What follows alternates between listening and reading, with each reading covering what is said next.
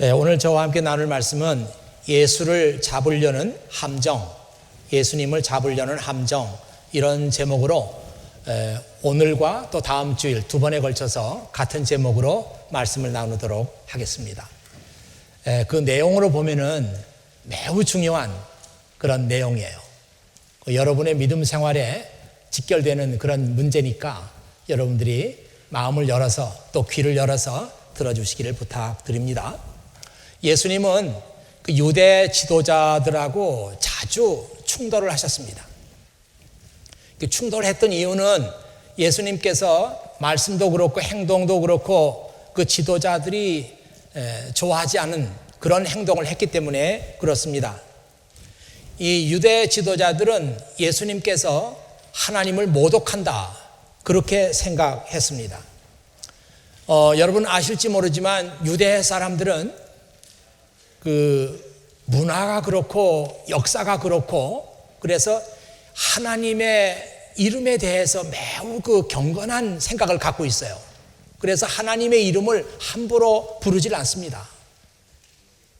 하나님이라는 이름 대신에 주라는 표현을 많이 쓰고요. 또 히브리 말로 하면 아도나이라는 말을 씁니다. 이게 주라는 뜻인데 하나님 그러지 않고 아도나이라고 그래요. 하나님 그러지 않고 주님 그렇게 말합니다. 그 학자들이 마태복음을 연구하면서요, 이 마태복음에는 이상하게 하나님의 나라라고 하는 말이 나오질 않는데 다른 복음서에는 하나님의 나라라고 하는 표현이 자주 등장합니다. 그래서 이 학자들이 왜 마태복음에는 하나님의 나라라고 하는 그 표현이 없을까 연구해 봤더니 이 마태복음은 그 마태가 그의 복음서를 쓰면서 유태인들을 대상으로 해서 이 복음서를 썼습니다. 이 유태인들은 이 하나님이라고 하는 말을 쓰질 않아요.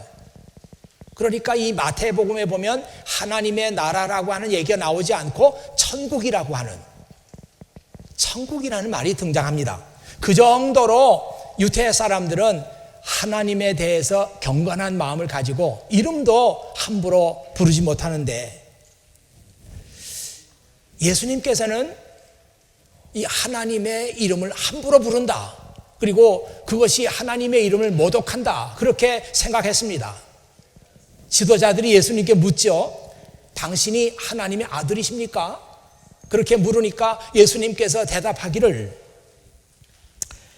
인자가 전능하신 자의 오른쪽에 앉아있고 하늘 구름을 타고 오는 것을 너희가 볼 것이다, 그렇게 대답을 하셨습니다.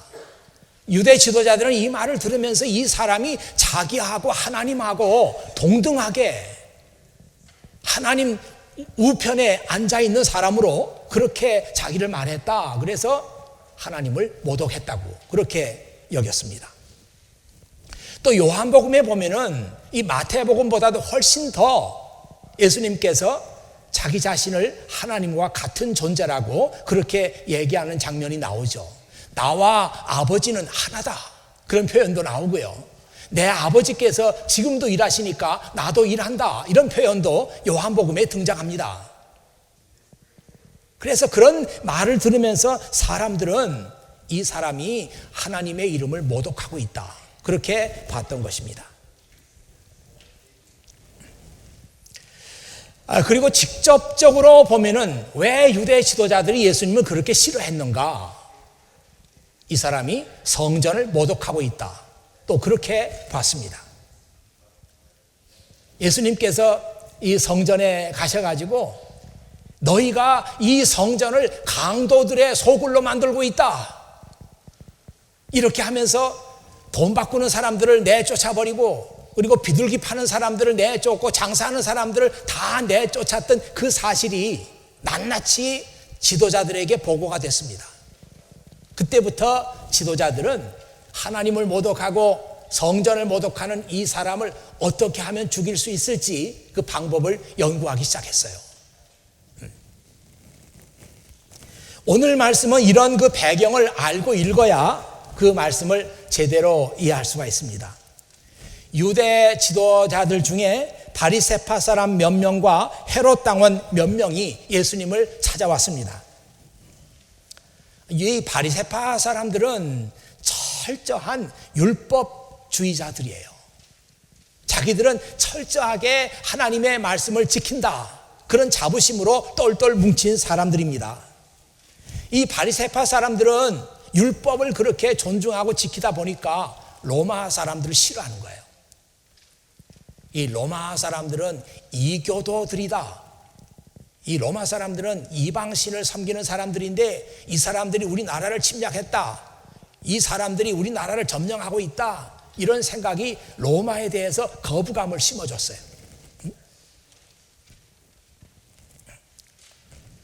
그래서 로마가 정하는 세금을 그들도 내고 있었지만 심정적으로는 그 로마를 좋아하지 않았습니다. 그리고 이 헤롯 당원들은 또 누군가면은 그 말 그대로 헤롯 왕을 서포트하는 지지 세력들이에요. 헤롯 왕은 유대의 왕이었지만 자기 정권을 유지하기 위해서 로마 정부하고 좋은 관계를 유지하려고 했습니다. 그러니까 헤롯을 서포트하는 이 지지 세력, 헤롯 당원들은 당연히 친로마적인 그런 그 생각을 가지고 있는 사람들이죠. 이 바리새파 사람들과 헤롯 당원들은 평소에는 사이가 좋지 않았지만 이 두 세력이 함께 손을 잡고 하나님을 모독하고 그리고 성전을 모독하는 이 예수님을 죽이자, 그런 그 음모를 꾸미게 됐습니다. 제가 보기에는 이 두 사람들이 만나가지고 어디서 모의 연습을 한 것 같아요. 그래서 이런 질문을 그에게 던지면 이 사람이 함정에 빠지게 되고 이 사람은 꼼짝없이 걸리게 된다, 그런 생각을 가지고 예수님을 찾아왔던 것입니다. 한번 들어보십시오.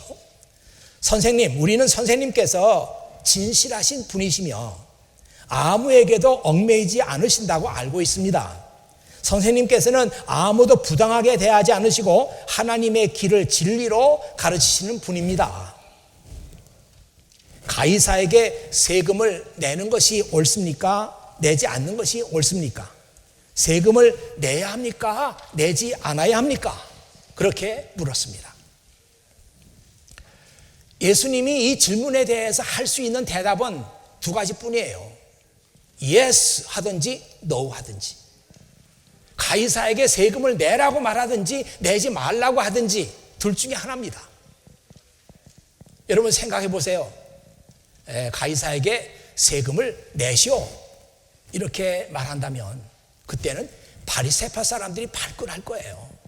이 사람들은 심정적으로 로마를 싫어했고 그리고 로마에 세금 내는 것도 못마땅해 했습니다. 이 바리새파 사람들이 세금을 내라고 하는 예수님 말씀을 듣고 사람들 앞에 나가서 말할 거예요. 아니, 예수란 사람이 로마 정부에게 세금을 내라고 합니다, 이렇게 하면서 사람들을 선동할 거예요. 그렇지 않아도 그 당시에는 제가 기록을 찾아보니까 일반 그 백성들이 로마에다가 세 가지 세금을 내고 있었어요. 이 토지세를 내고 있었습니다. 그래서 모든 거두어 들이는 그 곡물의 10분의 1을 바쳐야 됐고 포도주와 과일의 5분의 1을 세금으로 내야 했습니다. 또 소득세를 바쳤어요. 소득의 100분의 1을 로마 정부에 바치도록 돼 있었습니다. 그리고 인두세라는 게 있었어요. 이 인두세라고 하는 것은 폴 텍스라 그래가지고 사람 한 사람당 얼마씩 1년에 내도록 정해놓은 세법입니다. 그래서 성인들은 누구나 다 세금을 내게 돼 있었어요. 남자들은 14살부터 65세가 될 때까지, 여자들은 12세부터 65세가 될 때까지 그들은 원 데나리온씩 1년에 로마 정부에 내야만 했습니다. 이 가난한 그때에 세 차례나 로마 정부에다가 세금을 낸다고 하는 것은 일반 사람들로서는 힘든 일이었어요. 그런데 예수님께서 로마 정부에 세금 내는 거 맞습니다, 내십시오, 이렇게 말한다면 그나마 예수님께 대해서 호감적이던 그 일반 대중들이 예수님을 떠나게 될 것입니다. 자, 그러고 이제 세금을 내지 마시오. 그러면은 헤롯 당원들이 또 발끈하겠죠. 그래서 예수님을 고발할 것입니다. 아니, 이 사람이 로마 정부에 내는 세금이 옳지 않다고 말했습니다. 그렇게 고발하면 아마 예수님 붙잡혀 가고 로마 정부의 법을 어겼다고 그래서 형벌을 받게 될 것입니다. 그런데 성경을 보면 예수님께서 이렇게 묻는 이 사람들의 속셈을 다 아셨다, 그렇게 나와 있어요. New Living Translation에 보면 이렇게 나와 있습니다. Jesus saw through their hypocrisy and said, 예수님께서 그들의 hypocrisy, 위선을 saw through니까 꿰뚫어 보시고, Why are you trying to trap me? 왜 나를 그렇게 함정에 빠뜨리려고 하느냐? Show me a Roman coin. 나에게 로마의 코인을 보여달라. And I will tell you. 그러면 내가 대답을 하겠다. 그렇게 예수님께서 말씀하셨어요. 이 사람들이 예수님께 코인 하나 가져왔습니다. 이 코인은 원 데나리온이었어요. 여러분 한번 지금 화면을 보십시오. 이 예수님 당시에 쓰고 있던 코인, 원 데나리온이에요. 왼쪽에는 한 면, 코인이니까 양쪽 면이 있는데 한쪽에는 사람의 얼굴이 새겨져 있습니다. 이 사람은 로마의 그때 황제였던 티베리어스라고 하는 그 황제 얼굴이 그 데나리온에 새겨져 있어요. 그리고 왼쪽도 그 뒷면에 보면 또 다른 그림이 있고요. 이 티베리우스는 AD 14년에서 37년까지 23년 동안 로마의 황제로 있었습니다. 이 로마의 황제들은 그 황제가 바뀔 때마다 코인을 찍었어요. 코인에다가 자기 얼굴을 새겨가지고 찍었습니다. 자기의 그 권력을 상징하는 거죠. 그리고 세법을 만들어서 자기가 지배하는 모든 영역에서 세금을 거둬들였습니다. 그런데 이 로마의 황제들은 영원히 황제 자리에 있는 게 아니에요. 길어야 몇십 년, 짧으면 단 몇 년 동안 쿠데타가 나서 죽기도 하고, 정적의 손에 찔려 죽기도 하고, 병으로 죽기도 하고, 황제는 사라집니다. 예수님께서 그걸 물으신 거예요. 이 동전에 새겨져 있는 사람이 누구냐? 그러니까 사람들이 이구동성으로 가이사의 얼굴입니다. 가이사가 누구예요? 로마의 황제를 가이사라고 그러는 거예요. 그때 예수님께서 가이사의 것은 가이사에게, 하나님의 것은 하나님께 드려라, 그렇게 말했습니다. 그 말을 듣는 순간에 그 말을 듣고 있는 사람들은 조용해졌어요. 모든 사람들이 그 말을 듣고 얼어붙었습니다. 성경에 보니까 His reply completely amazed them. 그의 대답이 모든 사람들을 깜짝 놀라게 했다고요.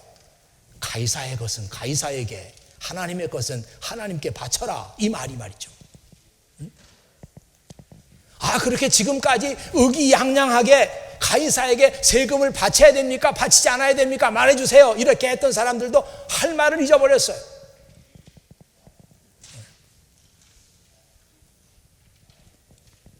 왜냐하면 이 사람들은 예수님께서 말씀하시고 있는 그 이면에 예수님께서 지금 말씀하시는 것을 그들이 알고 있기 때문입니다.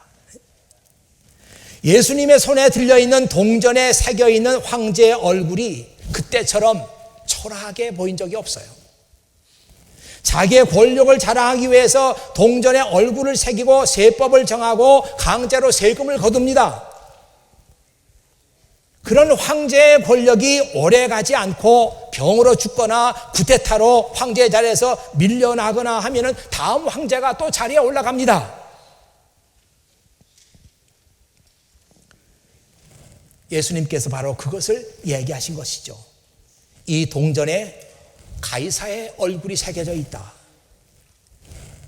가이사의 것은 가이사에게 줘라. 그런데 너희 얼굴에는 누구의 형상이 새겨져 있느냐?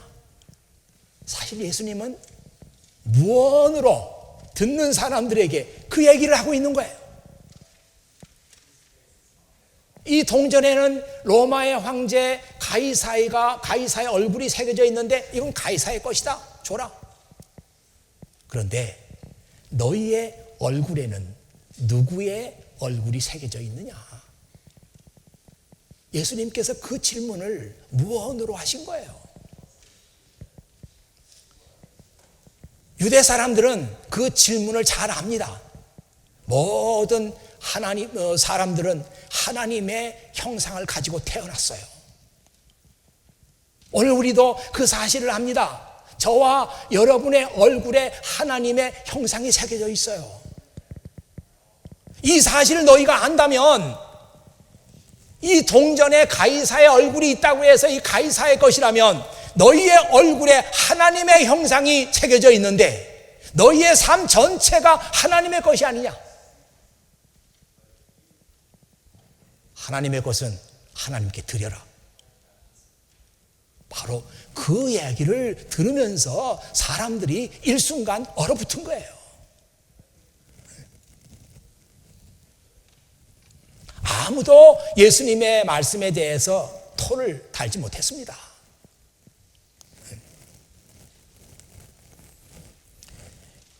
Give to Caesar what belongs to Caesar.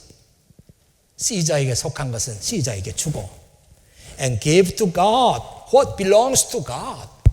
하나님께 속한 것은 하나님께 드리쇼. 너무나 유명한 말이에요. 아마 여러분 성경을 잘 모르는 분들도 이런 얘기 어디서 많이 들은 기억 나지 않습니까? 그만큼 유명한 구절이에요. 그런데 오늘 제가 여러분에게 얘기하고자 하는 것은 바로 이 말씀입니다. 많은 사람들이 이 말씀을 오해하고 있어요. 많은 사람들이 이 말씀의 본뜻을 왜곡시키고 있어요. 그리고 자기가 필요한 대로 이 말씀을 사용하고 있습니다. 예수님께서는 그런 뜻으로 절대로 말하지 않았어요. 그런데 사람들이 이것을 뜻을 바꿔서 자기가 유리할 대로 이 말씀을 쓰는 거예요. 사람들은 예수님의 이 말씀이 정치와 종교를 분리시키는 말씀이다. 그렇게 생각들 합니다. 그래서 지금도 그런 식으로 이 말씀을 해석하고 이 말씀을 사용하는 사람들이 많이 있어요. 예수님은 절대로 그런 생각 가지고 이 말씀 하지 않았습니다. 정치와 종교, 가이사와 하나님을 예수님께서 분리시켰다는 거예요. 그러니까 하나님을 믿는 사람들은 정치 문제에 대해서 얘기하지 말라. 그렇게 이 말씀을 사용하는 거예요.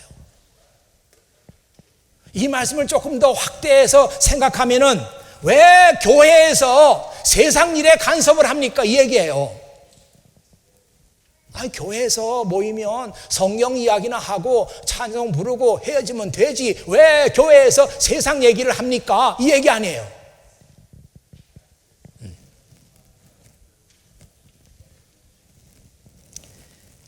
정치와 종교를 분리시키고 교회와 세상을 분리시키고 믿음과 세상을 분리시키는 그 이원론적인 생각으로 이 말씀을 해석하는 사람들이 많습니다. 예수님은 그런 식으로 이 말씀 하지 않았어요.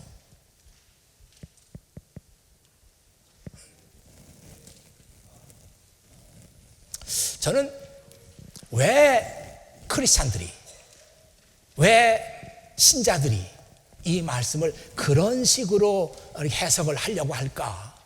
그런 생각 해봤습니다. 그 이유는 뭔가 하면 그렇게 생각하면 마음이 편합니다. 마음이 편해요.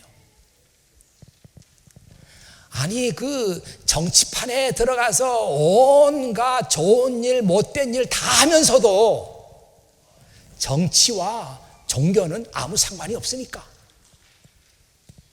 양심의 가책을 느끼지 않아요. 아니 비즈니스 현장 속에서 정말 해서는 안 될 그런 일들을 막 해대면서도 양심의 가책을 느끼지 않고 죄의식을 느끼지 않아요. 왜? 믿음과 세상은 분리되어 있으니까. 이 분리시켜서 생각하려고 하는 거예요. 이게 오늘 우리들의 믿음 생활에 있어서 아주 중요한 문제가 지금 여기 나오지 않았습니까? 예수님은 그런 식으로 말씀한 게 아닌데 우리가 그렇게 생각하는 거예요. 여러분 아시죠? 이 이원론적으로 이 정치와 종교를 분리하고 뭐든지 두 개로 갈라서 이렇게 생각하려고 하는 이 이원론적인 생각은 성경에 없습니다. 성경에서 나온 사상이 아니에요. 이것은 뭐 좀 복잡한 얘기지만 플라톤이라고 하는 소크라테스의 제자, 이 플라톤의 사상에 처음으로 나오는 사상입니다. 이 플라톤은 말이죠, 모든 존재하는 그 실제 리얼리티 속에 두 개의 근본적인 카테고리가 있다 이렇게 생각하고, 예를 들면은 영혼과 육체, 빛과 어둠, 이런 식으로 딱 분리해서 생각하는 거예요. 이것이 이원론인데 플라톤의 사상 속에서 나온 것인데, 이런 생각이 이 서구 철학을 지금까지 지배하고 있어요.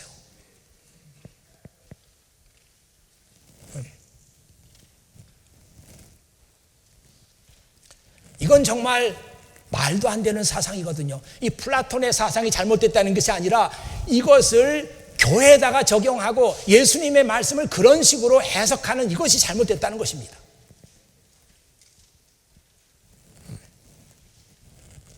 우리 믿음과 분리될 수 있는 것은 아무것도 없어요. 나는 믿는 사람이니까 그런 건 상관 안 해.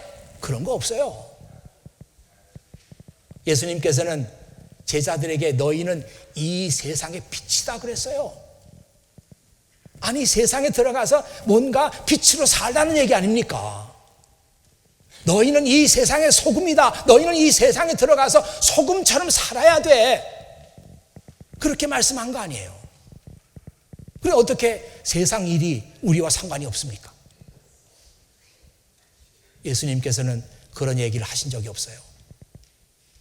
그런데 사람들이 둘로 나눠서 생각하는 거예요. 교회 생활 열심히 하고 세상에 나가서는 어떻게 살아도 된다.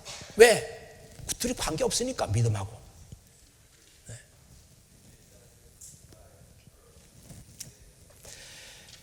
현재 가톨릭 교황의 이름은 프랜시스라고 하는 그 이름의 교황인데 아르헨티나 사람이에요.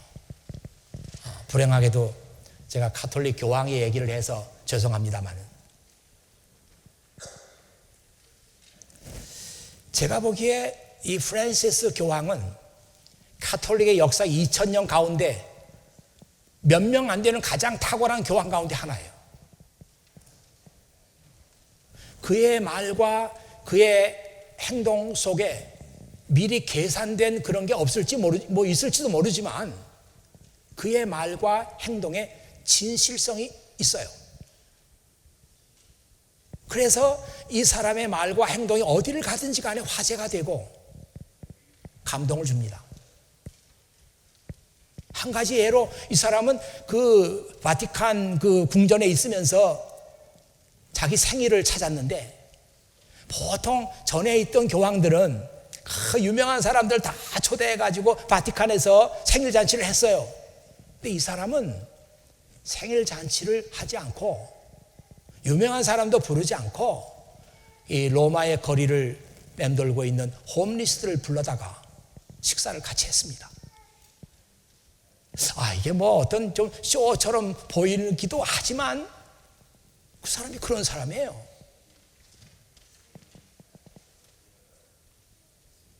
그분이 우리나라에 와가지고 일반 대중들 앞에서는 그런 얘기를 하지 않았는데 가톨릭 신부들을 앞에 놓고 강연을 했어요. 그때 그가 했던 말이, 여러분들은 책상에만 앉아있지 말고 여러분의 몸에서 양의 냄새가 나야 합니다. 세상으로 들어가세요. 여러분들이 만일 불의한 현장을 보고도 아무 말도 하지 않고 입을 닫고 있다면 그것은 하나님 앞에서는 씻을 수 없는 죄가 될 것입니다. 행동하는 크리스찬을 강조했어요. 그 말 하나하나가 어떻게 보면 누구도 과거에 말하지 않았던,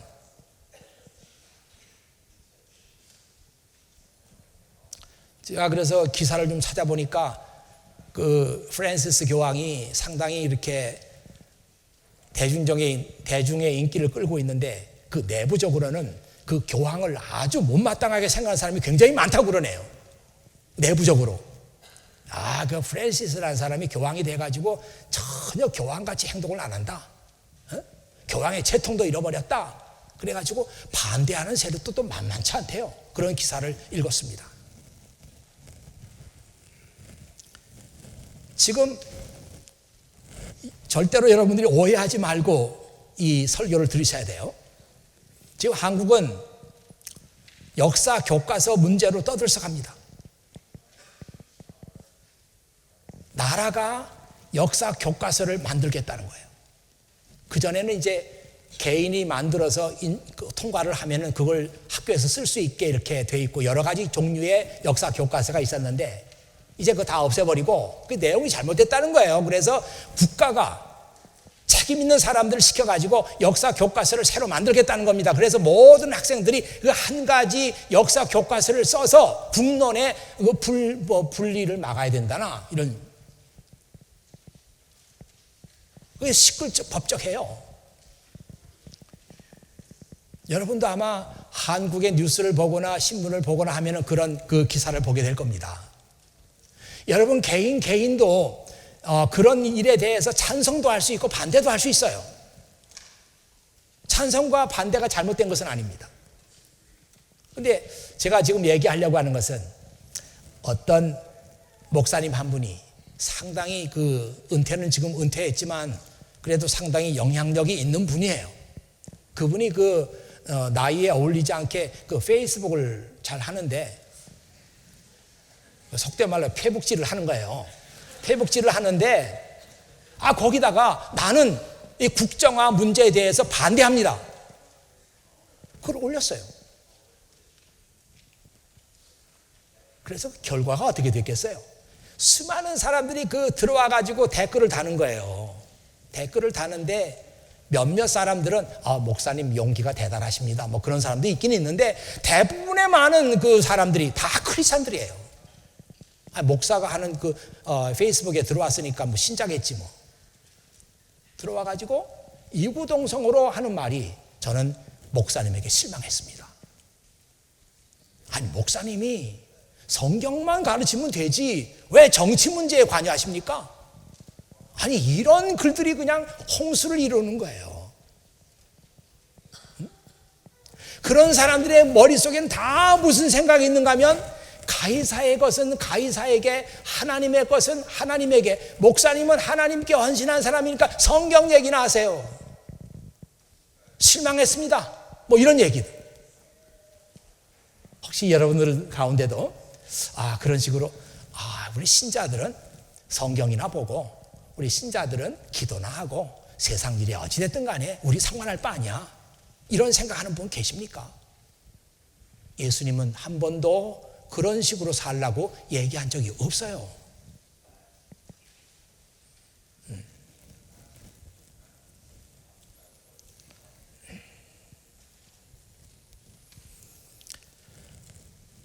하나님께서 이 세상의 모든 일을 다 주관하시고요, 하나님께서 관계하지 않으시는 영역이 없습니다. 예수님께서 우리에게 그것을 잘 보여주셨어요. 마찬가지로 우리 신자들도 관계해서는 안 될 분야가 없습니다. 다만 저는 이 목사로서, 목사가 설교단위에 올라가지고 설교 내용 가운데 난 이걸 찬성합니다, 난 이걸 반대합니다, 그런 개인적인 의견들을 설교 시간에 내놓는 것은 옳지 않다고 생각해요. 그런 문제들은 교인들이 다 판단해서 찬성도 하고 반대도 합니다. 반대하는 사람은 반대하는 거죠. 목사 개인의 의견이 질릴 수는 없어요. 그러나 이 설교에서 있어야 될 것은 악을 악이라고 말하는 거, 불의를 불의라고 말하는 거, 이런 용기는 목사들에게 있어야 된다고 생각합니다. 예언자들이 다 그랬잖아요. 예언자들이 왕을 만나가지고 잘못한 것은 잘못했다고 얘기하잖아요. 그게 하나님의 뜻이었잖아요. 하나님께서 말하라고 했잖아요. 누가 언제부터 예수님의 말씀을 그렇게 이용했는지, 가이사의 것은 가이사에게, 하나님의 것은 하나님에게, 누가 이것을 예수님께서 정치와 종교를 분리시킨 말씀이라고 누가 그렇게 해석을 했는지 많은 사람들이 그 해석에 매우 그 매력을 느낍니다. 절대로 그렇지 않아요. 여러분들은 이 세상의 빛으로 소금으로 살아야 될 존재입니다. 앞으로 여러분들이 주인이 돼서 살아야 될 이 세상은 지금보다도 훨씬 더 나쁜 세상일 거예요. 여러분은 이 세상에 들어가서 빛과 소금으로 살아야 되고, 이 세상에 들어가서 하나님의 뜻을 드러내야 되고, 이 세상에 들어가서 하나님의 사랑을 증거해야 될 사람들이 바로 여러분들입니다. 누가 크리스찬들은 교회 안에만 머물러 있으라 그랬어요? 누가 그런 얘기하면 안 된다고 누가 말했습니까? 절대로 여러분들은 이런 잘못된 성경 해석에 유혹을 받아서는 안 되리라, 이렇게 생각합니다. 예수님은 이 말씀을 하심으로써 그 반대자들의 그 함정에 빠지지 않았어요. 그런데도 불구하고 이 반대자들은 그때부터 계속해서 예수님의 말을 감시하고 예수님의 행동을 감시하고 예수님이 가는 길에다가 트랩을 놔요. 그래서 예수님께서 빠지기를 기다려요. 그러나 예수님께서는 거기에 빠지지 않습니다. 오늘 우리들의 삶 앞에도, 여러분 앞에도 많은 트랩들이 있어요. 여기에 빠져버리면 나오기 어렵습니다. 이 트랩에 빠지면 믿음도 버리게 돼요. 이 트랩에 빠지면 교회를 멀리하게 되고, 이 트랩에 빠지면 기도도 안 하게 되고, 트랩에 빠지면 성경도 멀리하게 되고, 마침내 교회를 떠나게 될지도 몰라요. 예수님께서 그 트랩에 빠지지 않고 지혜롭게 헤쳐나오신 것처럼 바로 우리들도 이 악한 세대 속에서 여러분 앞에 놓여있는 트랩에 빠지지 말고 지혜롭게 그 트랩을 빠져나올 수 있는 그런 지혜가 우리에게 있어야 하리라 생각해요. 그 지혜를 힘써서 하나님께 구하세요. 영적 분별력을 하나님께 구하세요. 이것은 하나님께서 우리에게 주시는 은혜의 선물입니다. 바로 여러분들에게 교회의 미래가 달려있다는 그런 생각을 가지고 어디서나 진실하게, 어디서나 정의 편에서, 어디서나 옳은 일에 여러분의 인생을 드릴 수 있는 여러분 다 되시기를 주의 이름으로 축원합니다. 기도하겠습니다. 아버지 하나님 감사합니다. 이 아침에도 아버지 하나님께서 저희들에게 주님의 말씀을 들려주시고 우리가 잘못 생각하고 있는 문제들에 대해서 깨우쳐 주심을 진실로 감사드립니다. 아버지 하나님, 정말 저희들이 하나님 말씀을 바르게 배우게 하시고, 그래서 바른 모습을 가지고 이 세상을 살아갈 수 있는 이 시대의 크리스찬들이 다 되게 하여 주시옵소서. 우리 때문에 우리가 가는 곳마다 세상이 밝아지게 하시고, 우리 때문에 불의가 있는 곳에 정의가 넘치게 하시고, 우리 때문에 살만한 세상으로 변화되는 저희들을 그 일에 도구로 사용하여 주시옵소서. 우리 구주 예수 그리스도의 이름으로 기도하옵나이다. 아멘.